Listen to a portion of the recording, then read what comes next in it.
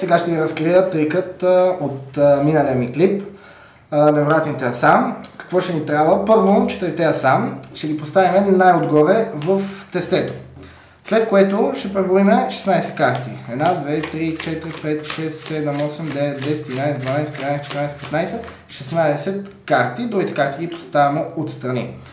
Така, започваме да редиме редовете. Като започваме отгоре да взимаме карти и последната карта, която ще взимаме асото. Започваме и ги редим така. След това следващото асо идва на тази позиция, т.е. трета позиция от ляво надясно. След това на втора позиция идва асото и след това асото, разбира се, отива на първа позиция. И вече сте готови за трика.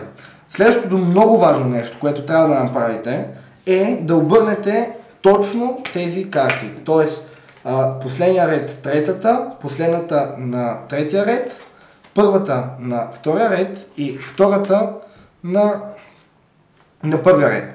И след това вече казвате, че могат да затварят като карта и започват. Без значение по какъв начин, просто е важно да се започва от ъглите, без значение как е. Започва, затваря, нагоре, надолу. Ето така се получава. Съвсем случайен принцип е. Избор е съвсем случайен, без значение как го направят.